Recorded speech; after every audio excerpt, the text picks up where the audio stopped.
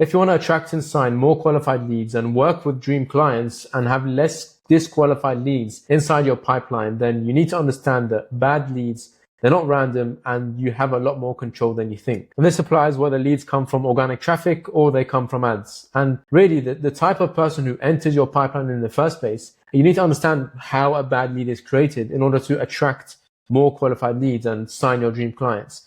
But yeah, the type of person who enters your pipeline in the first place is decided before they ever book by what they see and what they hear and what they actually believe.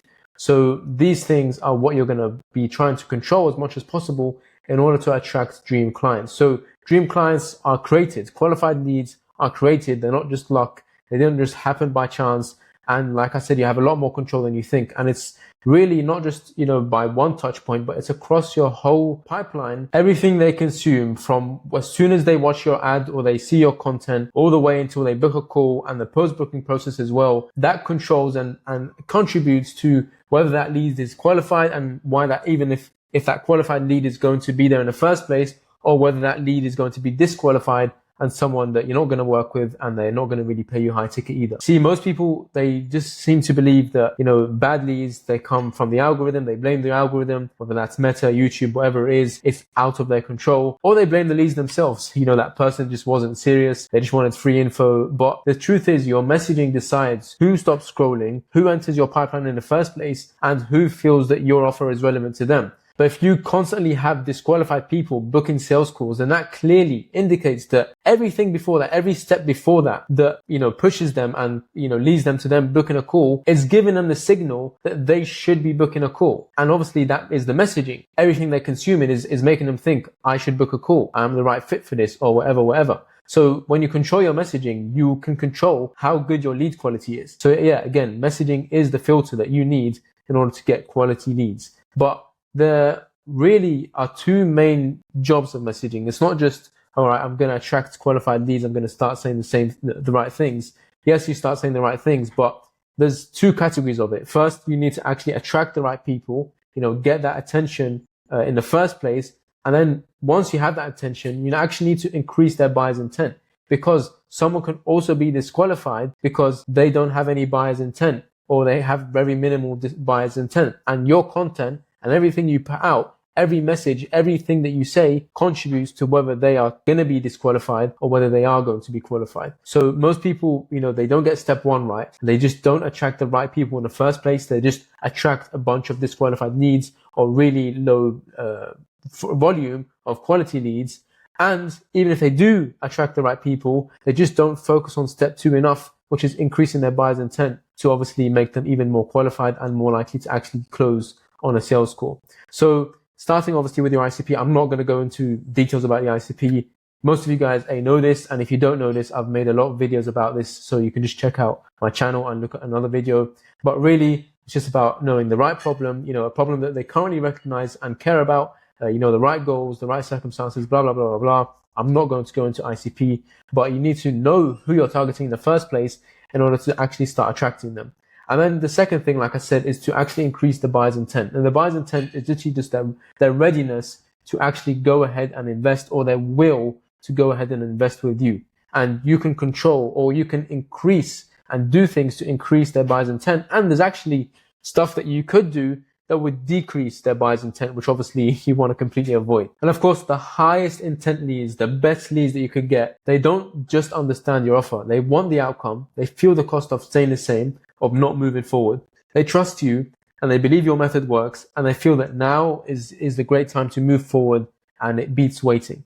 Obviously, that's the highest intent leads. There are things obviously you can do on the sales call itself, which we're not going to get into in this video, that can obviously, like, if for example they believe they should wait, handling objections, all of that stuff. But still, a lot of it starts with the messaging, because like you've seen, some people, for some reason, they're getting leads that are booking on their calendar, and they're more or less pre-sold because of everything they've consumed before that. And then some people, again, completely cold people who are just very disqualified and just have very low intention and have very low buyer's intent because of everything they consumed or everything they didn't consume before that point. And there's really 5 main things that help you and contribute to increasing someone's buyer's intent. And someone might need a different type, or they might need to be increased in one area more than another. For example, someone might just need more paint. The real cost of the problem, whether that's financially, emotionally, and what it's costing them right now, they need to like really feel it in order to move forward and, increase their buyer's intent and increase their buyer's threshold.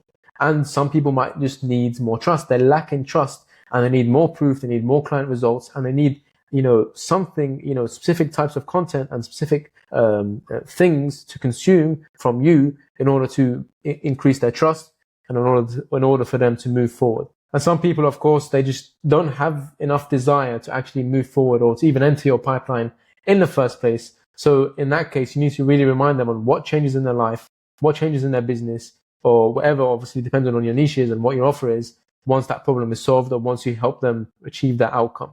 Some people just need a change in beliefs. They have limiting beliefs that are holding them back. And some people just don't have enough urgency, so they need to consume things that would increase their urgency.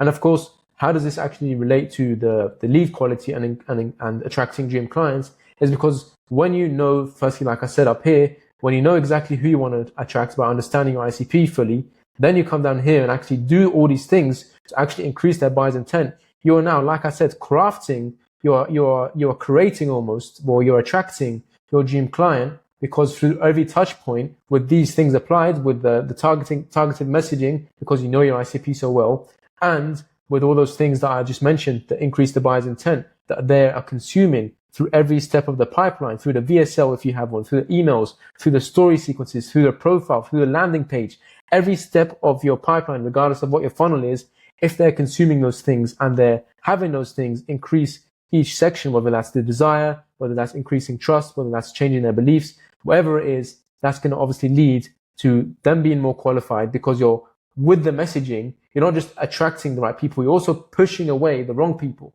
which is why it's so important to double down on your messaging and really get your messaging right, because that's also how obviously you're going to stop attracting broke leads, but at least you'll be attracting a lower volume of disqualified leads. Obviously, naturally, no pipeline is 100% full of qualified leads. You are going to get disqualified leads, but the point is you're going to try and maximize how many qualified leads are in your pipeline and increase your chances of someone being qualified who enters your pipeline in the first place. So like I said, everything needs to, every step in your messaging should reinforce the last message. The ad that connects to the landing page that connects to the VSL, the VSL that they consume your emails, all of that needs congruency, and it needs to have cohesive messaging in order to, further just like keep hitting that nail on the head until that nail is finally in and they're just like, oh my God, I'm in the right place, or oh my God, I'm in the wrong place. Obviously, your messaging is going to disqualify them, and so on and so on.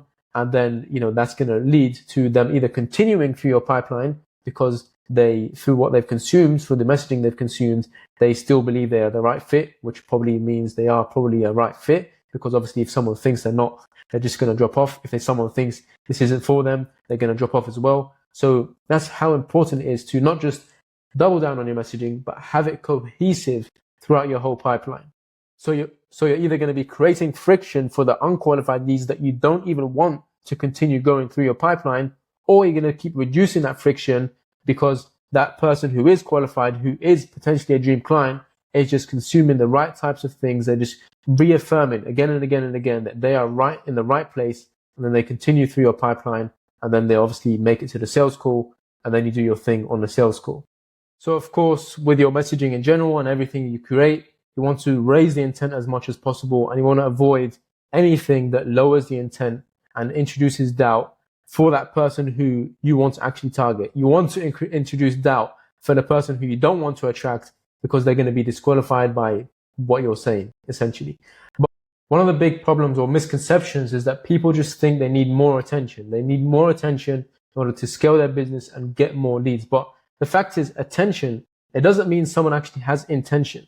So someone can watch 10 of your videos, enjoy them, maybe even follow you, but still feel no pain, no strong desire, no interest in your offer, or no reason to act now. Obviously, like I said, there's different reasons why they might move forward. It could be all of these things, or it could be one of those things, but they just don't have it.